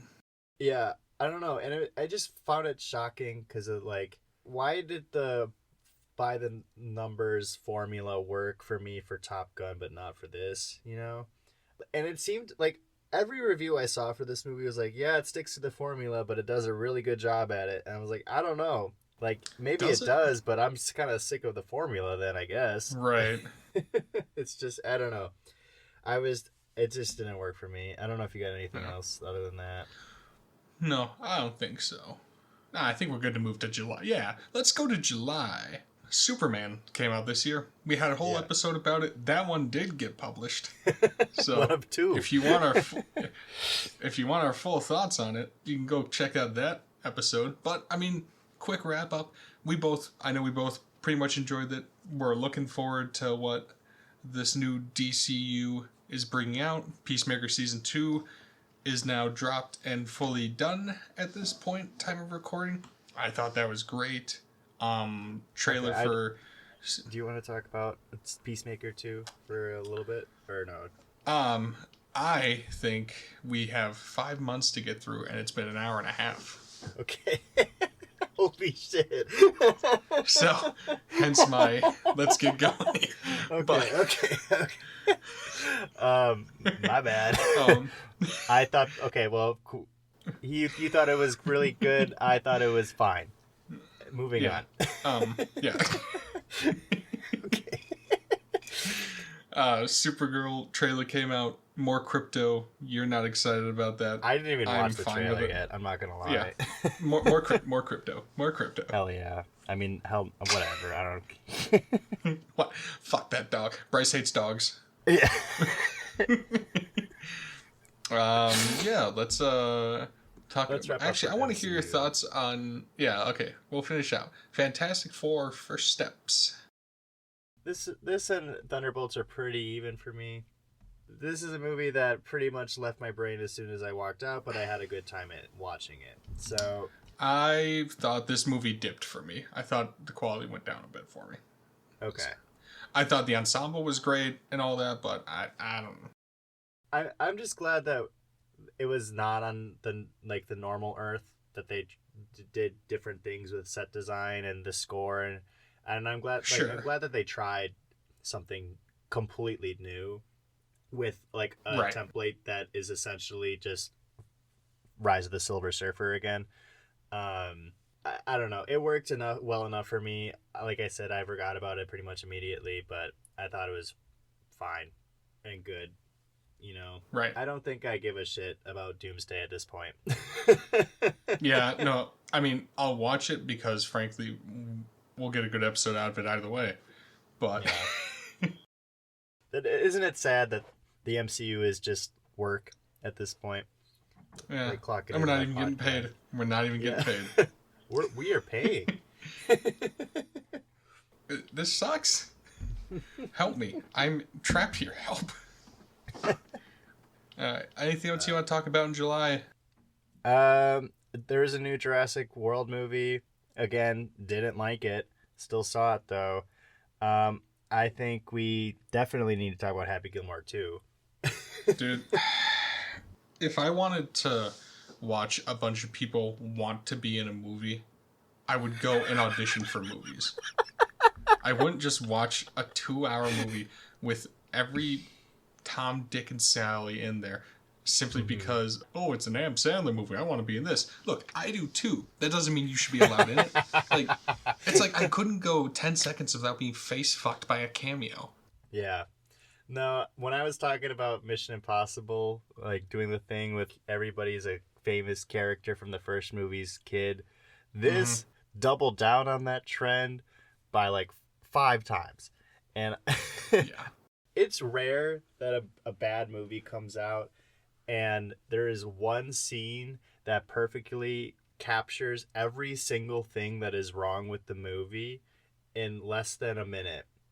But this one pulls it off, and it's the scene where Eminem shows up as the son of In a really bad fake beard. Like, it's bad. as the son of a character that you don't even remember the name of. And then they replay the clip so you remember the guy. Hey, remember when we did this? And they did that all the time in this movie. That's the thing. They put old clips of the first movie in this one because, hey, we know you forgot, so here it is. Remember when we did this and it was really cool? But that's the thing about this little moment, though, is that it gets the cameo, it gets the callback, it gets the fact that he's the son, and it gets the fact that it's not funny, all in one scene. And then they murder him. Yeah, with the crocodile. They straight up murder him. They killed Eminem. Bad movie. I love the Sandman, but my God, is his filmography just two ends of the spectrum. All over the place. You get Uncut Gems and you get Happy Gilmore 2, and somewhere in there is Hubie Halloween. And I know neither of us seen it, but he had a movie come out called Jake Kelly this November that he was in serious talks for getting another Oscar nom for. You stupid bastard, Sandler. Dude, the Sandman never loses. My last point about this is that when I started this movie knowing I probably wasn't going to like it, but within 3 minutes, they kill off Julie Bowen's character. Dude, that's why I checked out. I was like, what? I literally paused the movie. I was like, whew. Okay. I had to take a moment. I was like, okay, what am I about to watch right now? I needed to take a breather. 3 minutes into the movie. Like record speed. Like, that was impressive. That was the only movie this year to do that, so I'll give Happy Gilmore 2. So there's your credit, Gilmore. Yeah. You jackass. Let's talk about a good movie. A good legacy comedy sequel in The Naked Gun. The Naked Gun. Oh. I was giving Predator a lot of hype for being the only movie that I told you immediately after getting out to go see. This was the second one. I forgot I did that too. Dude, I was basically on my way to the movie when you sent me that. Like, the next week I went and saw it. Yeah, I got out of this having such a great time. I haven't laughed that hard in a theater that consistently in ages. I think my favorite bit from this is when he's at the bar talking to Cody Rhodes. He's like, you shot my brother in the name of justice. I've shot thousands of people. You shot him in the back. Hundreds. He was unarmed. Couple. 50. He was white. So you're Tony Rhodes, brother. That was my favorite joke of the movie, too. That was the reason I texted you. I was like, Drake is going to love this fucking thing. and I did. You got one of the guys from The Lonely Island directing. You got Seth MacFarlane in the producer's chair. Pretty hard to see why this would have gone bad. And it didn't. And they did a great job. And I thought Pamela Anderson was hilarious. I'm glad she's getting good work again. Things have been tough since Borat. Yeah. And then Paul Walter Hauser. I mean, he was a lot of fun too. But yeah, that's all I got to say about that one. I had a blast with it. It was fantastic. Really good. Yeah. A nice change of pace. Yeah. There's a lot that came out in August, so I'll try to knock these out quick, at least the ones that I've seen. Sketch is a movie that I want to give a shout out to. This is a movie that is one of those times where I was like, man, I wish this existed when I was 8 years old, because it's a gateway horror movie about kids who draw and then their drawings come to life. and it's an indie film that didn't make that much money, didn't have that bit much of a budget, but it really touched me, and I wish more people would see it. Weapons, one of the more, I think, besides Sinners, probably the most successful horror movie of the year. I thought this was really unique. Again, this is from the guy who directed Barbarian, which is a movie that deeply fucked me up. And so I was itching to see this one, and it did the same. I've been thinking about this movie nonstop. The fact that the central villain is in serious talks of getting an Oscar win, not just a nom, a win, is mind-blowing to me, and I'm so happy it's doing that. I wish it would get love in other categories, but I'll take what I can get.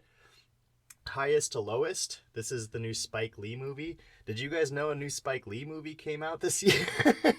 I didn't. Yeah. This, unfortunately, this is my least favorite of the movies that I've seen. I've seen about 10 of his 26 movies, but there were decisions being made in this movie that I just was baffled by. I was like, what are we doing? It like takes forever to get started. I think it takes about 45 minutes for the plot to actually start, and it's like an over 2-hour movie. I like parts, but as a whole, I was vastly disappointing. Caught Stealing. This is the new Darren Aronofsky movie. He's typically known for some gross shit, and this is not that. It's just a heist movie with Austin Butler as the lead and a lot of fun characters. When this came out, it was getting a lot of talks of being like a Guy Ritchie knockoff, but the Guy Ritchie movies that it was comparing it to are movies that I'm not that crazy about, so I thought that this doubled down on those trends and did them better. I had a blast with this. I wish more people saw it. It's on Netflix right now. Can't recommend it enough. One of my favorites of the year, not to spoil anything. And then, you know what? That's all I want to talk about. All right. I do want to give a quick shout out to The Toxic Avenger. What a goofy little movie. I cannot believe you saw this. Like, dude, of course I saw it.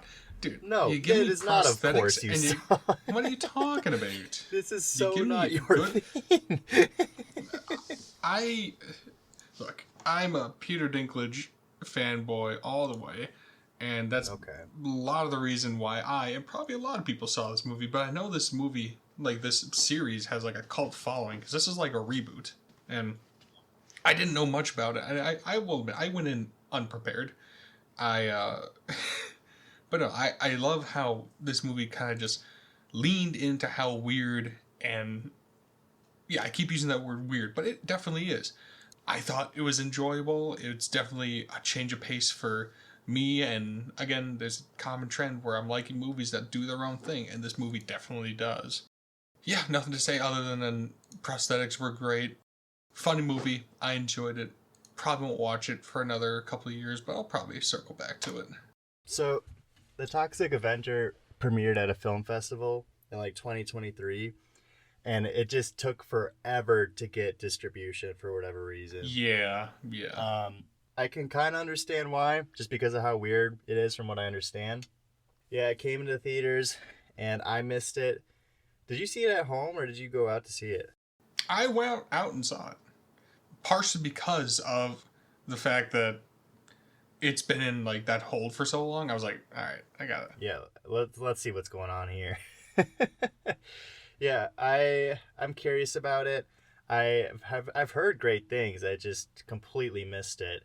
It's just the fact that like they're remaking a trauma movie where like I'm pretty sure in the original film, within the first like 5 minutes of the movie, there's characters that run over a baby's head with a van, and that's played as a joke. It's like, they remade that movie? Yeah. You move on to September? Yeah, let's go to September. You want to talk about The Long Walk? I know you talked about how Stephen King, like the more dramatic stuff, is probably some of their better adaptations, but this one was pretty fucking good. Yeah. Mark Hamill has a standout performance. He's not in a whole lot, but when he's in there, and he's got quite the presence. I thought the whole cast was great. You know, the ensemble made such a difference. And different to like other Stephen King adaptations where they're more supernatural, this one is just like real. Yeah. Like it reminded me of that Civil War movie that A24 movie that came Yep. out. Was that 2024? Yeah. It reminded me a lot of like that dystopian kind of stuff, and I enjoyed it quite a bit. Like there were moments where like I didn't know if they were just gonna straight up show people being executed in the head, like shot in the head, and then they did, and I was like, fuck, brutal. uh, and what better director to get than the guy who directed all the Hunger Games movies, right? Right. Like if somebody knows dystopian futures, it's that good. Yeah, exactly. It's just so crazy how good this movie was at like making minuscule things the most tension-filled events. Like my fist was clenched the entire runtime. Mm-hmm. Like tying a shoe, going to the bathroom, how do you sleep? Like I mean, Right. going to the bathroom specifically, like I was walking into the movie, I was like, so are they gonna address this? And boy do they Yes, sir. And going back to those performances, I mean, like this is one of those movies that like I hope that this is the pinpoint where we can see every single one of these actors. Like, okay, there's pre and post Long Walk for each one of these guys. David Johnson, I know he was a standout in the Alien movie from last year, but I think he was even better in here. Cooper Hoffman, I think, has been slowly getting more work since his debut in Licorice Pizza, but I still think that this is his best work. And then all the other kids, I don't think there was a weak link in here, and I want to see more from everybody in here. So I was really impressed with this one. This is going to be one of those movies where we're going to look on in like 10 years and be like, hey, look at all these like big names that were just in this one. Yeah, it's just casually in it. It's crazy. Like Once Upon a Time in Hollywood. Oh yeah, no, that's a perfect example of that. But yeah, one battle after another. This is currently, I think, pretty solid lock for Best Picture, from what I understand, and I thought it was good.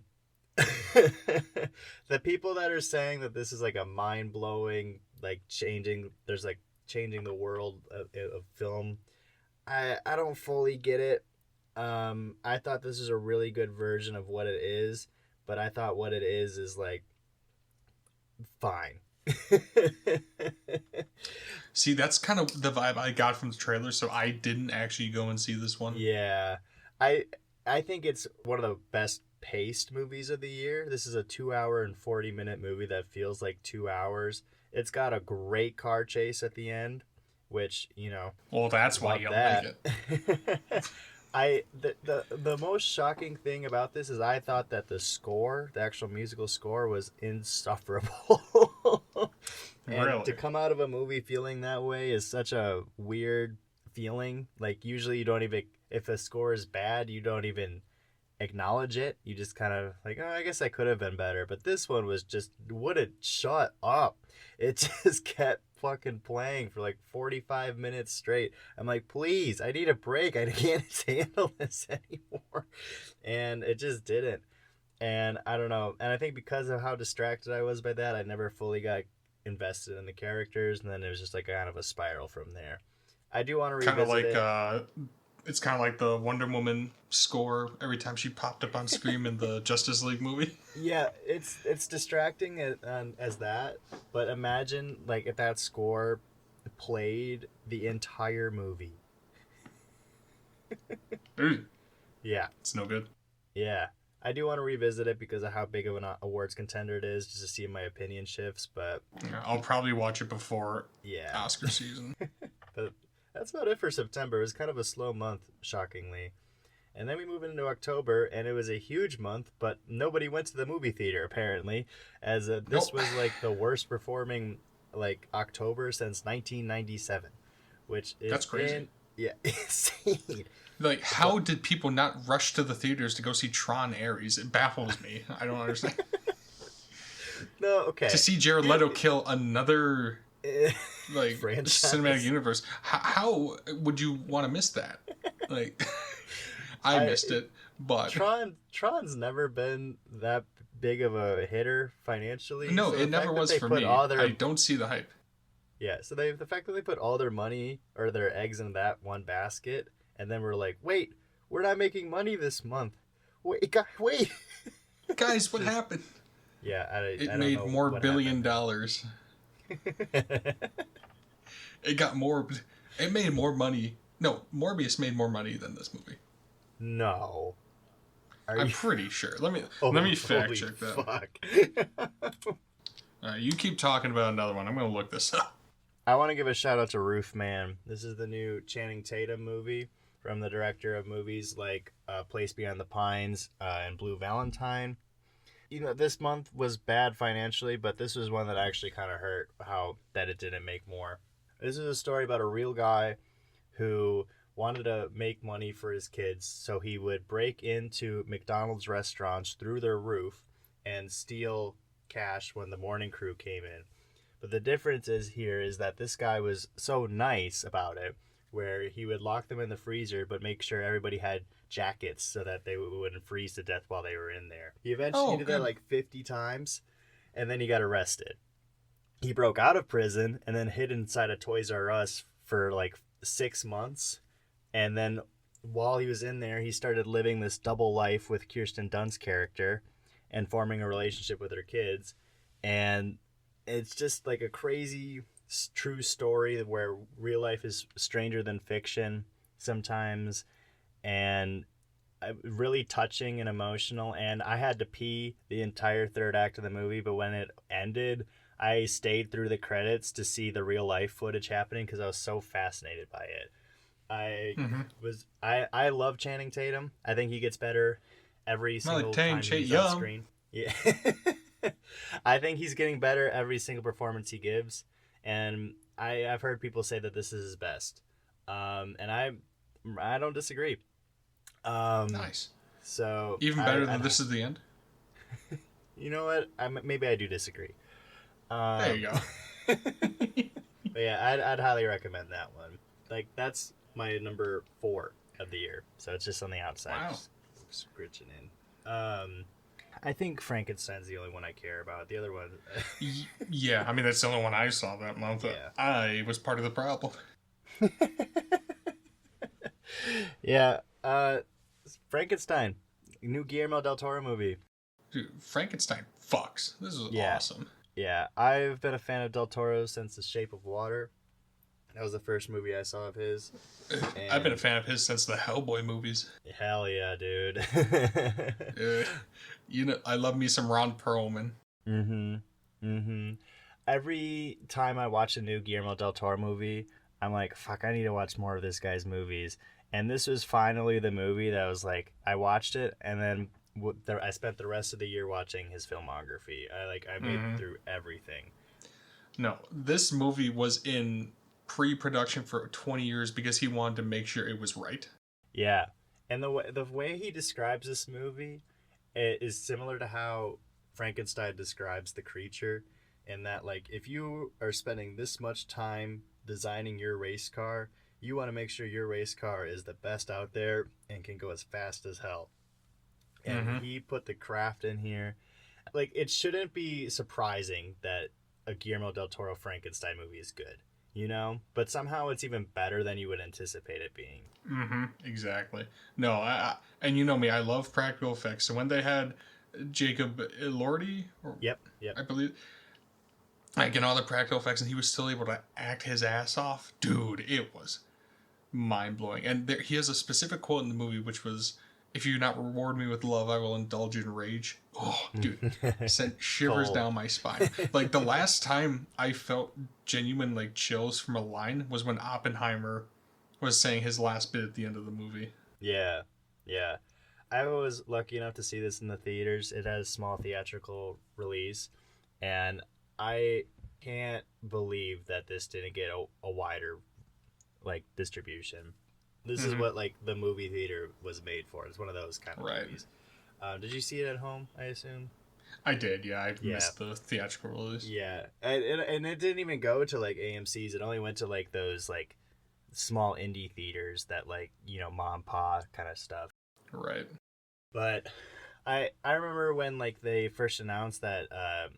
so Andrew Garfield was supposed to be the creature, right? And I was so excited for that. And then he had to drop for scheduling reasons.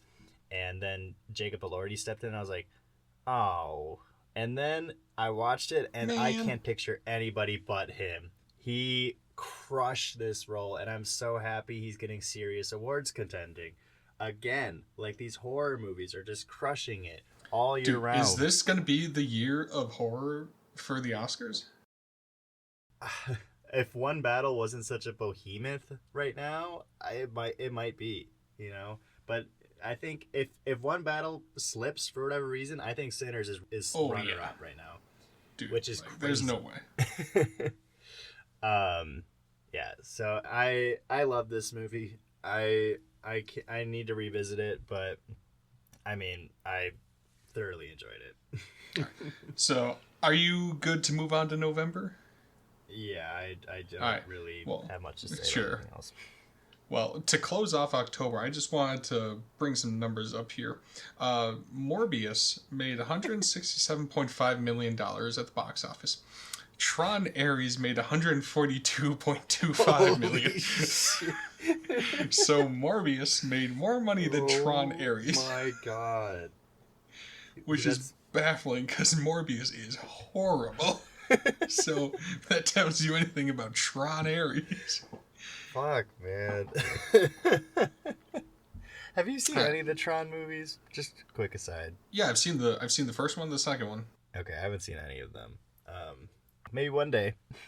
Maybe when they reboot it again. Give it 10 years. Yeah. Let's talk about Predator again. I can't believe that there's two great Predator movies. Good Predator movies in 1 year. Yeah. Within 6 Phenomenal. months of each other. Just nuts. Dude, they're putting up crazy numbers. Yeah. Do you, just quickly, which one's your preferred? I think I did prefer the anthology. That's where I'm at too. It's razor thin for me. Mine's a little bit wider, but not by much. Yeah. I thought that this was such a cool concept. I don't want this to be the format for Predator movies going on, but no, I think each one should feel different. Yeah, I wouldn't mind getting a sequel to this though. I would mind. You would mind?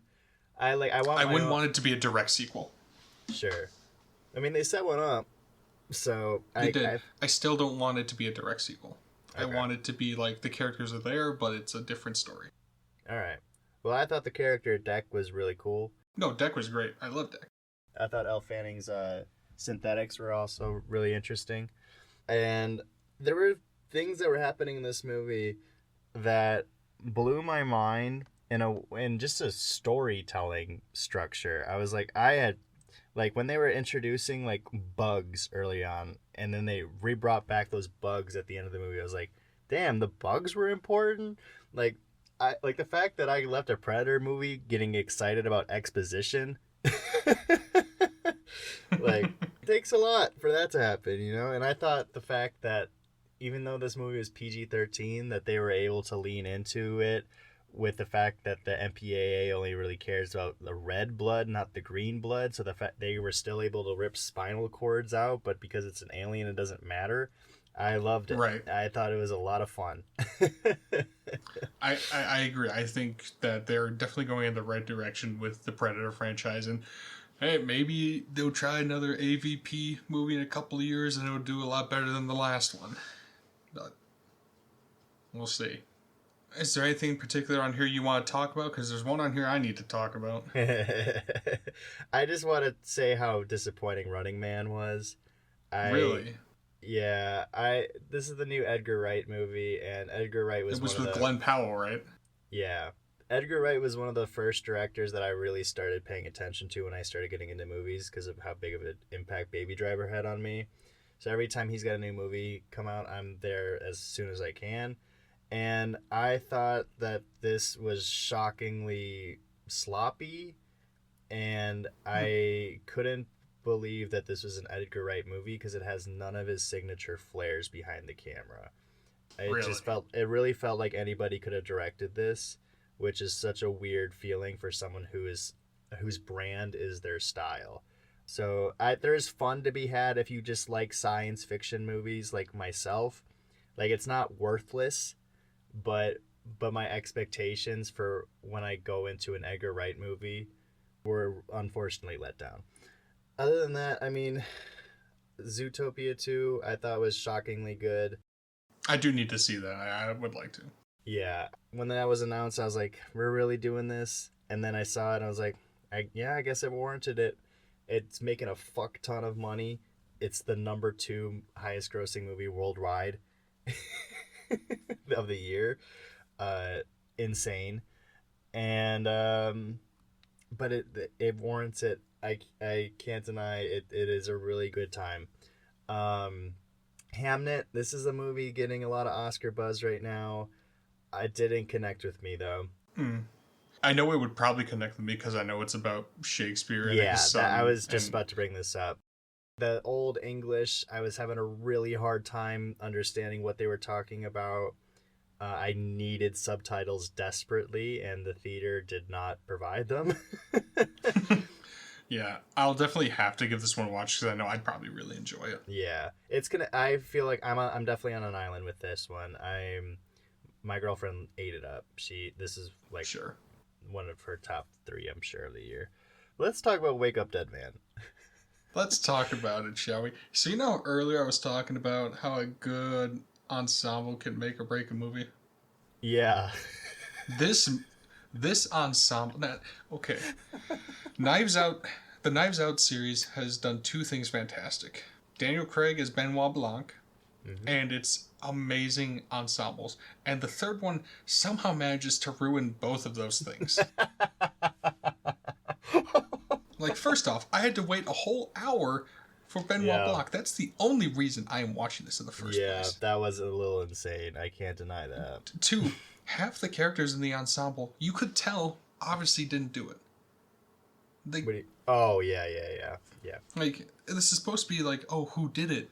But I figured out who it was within the first, 5 minutes. And That's it's unfortunate. this one, it really was a letdown.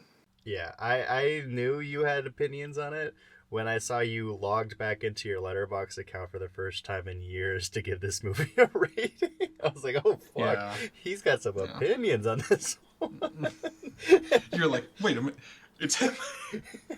Yeah, no, it was so tragic because it just didn't seem fun. Yeah. Like it's almost as like the tone it's like I was watching a completely different movie. Sure. I like this one more than you did. I think seeing this in the theater, this also had a small theatrical run that I was lucky enough to catch, helped a lot because the theater was eating this shit up.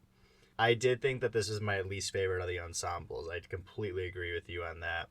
I was really excited for it, this ensemble too. I was too. It was an awesome ensemble, but it underperformed for me. The thing is it got half of it right in my opinion. Like the actual roster of people that could have potentially done it was terrible. But like Josh Brolin and Thomas Hayden Church and Glenn Close and Josh O'Connor, I thought were phenomenal. But everyone else. I'll even argue that Daniel Craig was not well written in this. I just don't think he was in it enough, which is like, what are we doing? Like he was in it. Like it took over an hour for him to show up.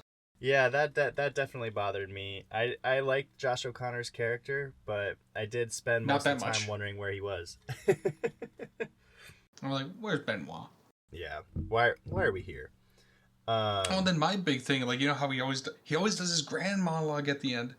He cut it short because he's like, no, the killer needs to reveal this one. Like, why is that a thing now? Yeah, right. You know what? I you might be bringing me down a couple knocks on this one. The first Knives Out is the only one that I've ever had the urge to rewatch. At the time of seeing it, I did prefer this one over Glass Onion.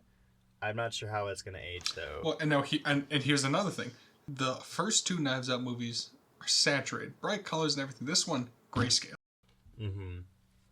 I did like the lighting though. I thought the lighting was really unique. No, the lighting was there, it was fantastic. Like the scenes where the shadow went over the cross, or when they were talking in the church and the lighting was changing, that was great. 2 scenes. Yeah. I am glad that Ryan Johnson announced that his next movie's not going to be one of these. I'm curious to see what he's going to do Right. with a break. I know he's curious about doing or interested in doing a fourth one, which I'm still going to be there, you know. Oh yeah, day I'll one. still watch it. But I am curious on what these movies did to his style, and because like it felt like this one he was just trying things out, like the lighting, because he had like the opportunity to do it in a movie franchise that he understands. You know, it's not like if he was fucking around with lighting just to try it in Star Wars. I think that would have been another, reason for people to shit on him. Right. Let's wrap it up with December. I was really bad that month. Didn't see anything. Yeah, no kidding. You were pretty bad too, because you saw a movie that's already been out for 30 years.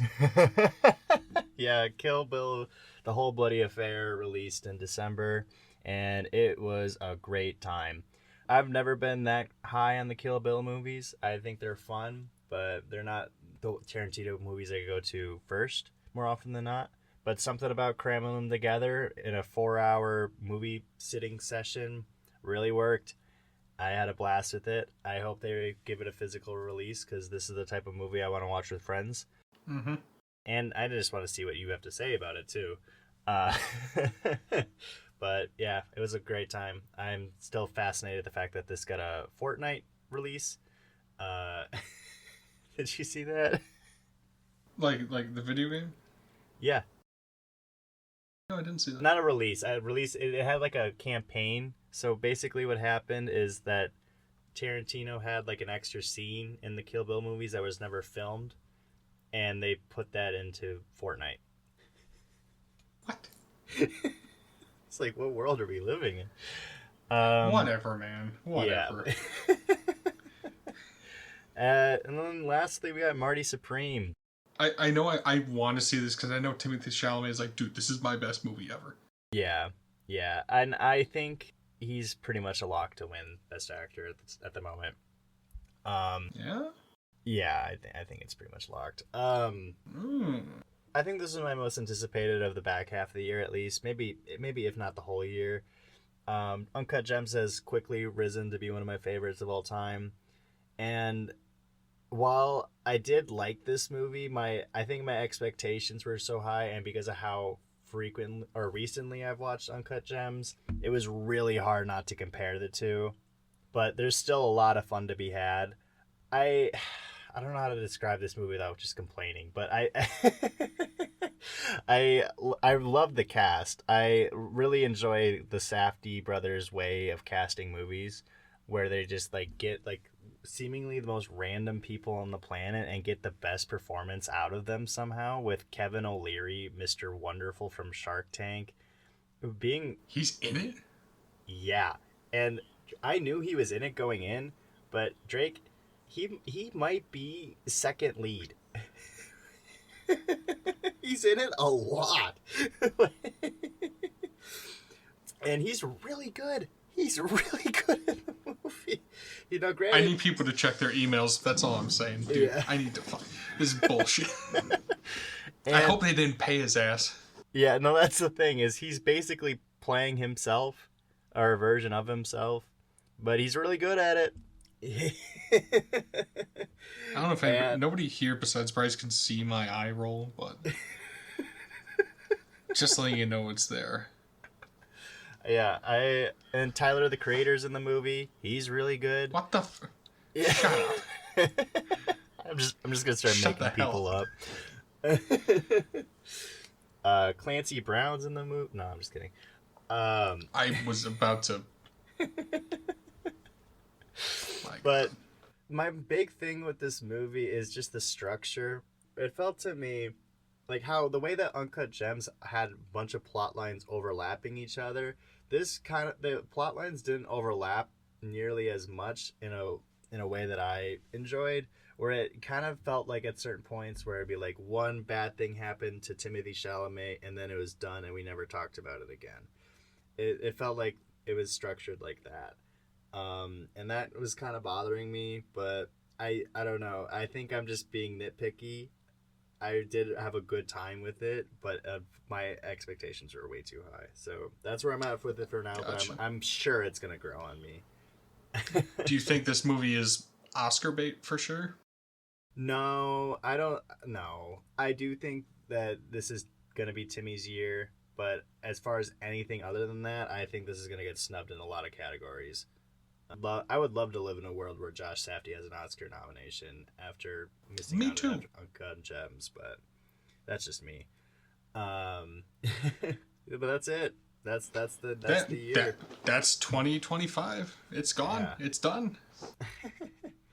I don't think I have anything else to say. Maybe I guess like the fact that Warner Brothers is up for sale right now. That's kind of a big thing going on. Yeah, and It's just the fact that how many box office hits they had this year, and they're still and they're the studio going up for sale. You know, yeah, it's so strange. it is strange with Sinners, Weapons, The Minecraft Superman, movie. the Minecraft movie. It's just it's just a little odd that it's happening now. It definitely is. And I do not want it to happen at all, but it's just weird the timing of it all. But that's all I really got to say about it. Yeah, we'll see how that unfolds and what that looks like in the future. Maybe it'll get bought, maybe it won't. Who knows? Yeah. But before we wrap everything up, at the start we talked about our top 3 favorite first time watches of the year. Now we want to kind of close up by talking about our top 3 favorite releases of the year. So Bryce, would you like to start with yours? Yeah. Do you want to go 3, 3, 2, 2, 1, 1? Yeah, ping-pong it a I little like bit? that. Yeah. Yeah. All right. My number 3 is Caught Stealing. I had such a blast with this. I can't recommend it. This is one of those movies that I want to own now, so I can show my friends at any gathering. Yeah. What's yours? Killer of Killers, Predator. Yeah. Okay. Dude, I had such a fun time. I had such a fun time with it. It was everything I was looking for. I will say this one was tied with Naked Gun, but I think I like this one just because of the style and how it was done and just Sure. my love for the Predator franchise. I think that's what took number 3 spot for me. Yeah, fair enough. My number 2 is Sinners. I think this is the section we talked about the most, so I don't have any more thoughts on it. But yeah, my number 2 was Frankenstein. Okay, and my number 1 was Frankenstein. See, my number 1 was Sinners. Yeah, there we go. Great year for horror movies, man. Dude, fantastic. And I'm not a big horror movie guy, but even I was like, man, this is pretty good. I know. I do want to hear your thoughts on Weapons. I think it's funny enough that that it'll be okay. I'll need to watch it with you. How about that? We'll find a time and we'll watch it together because I feel like it's the only way I'm going to actually be able to do it because I'm kind of a little bitch. Yeah, no, I was a bitch in the theater, so I completely understand. I think you and Allie could have fun with it too if the lights were all on. So yeah, lights were on, and I have a 12 gauge in my hand, and yeah. Josh Brolin has a line in that movie that I know is going to crack you up. So I'm looking forward just to that. Sounds good. All right. Well, with that, I think we are going to close out this episode. Thank you guys so much for watching. This has been Drake. And Bryce. And this has been Oh Brother. See you in the next one.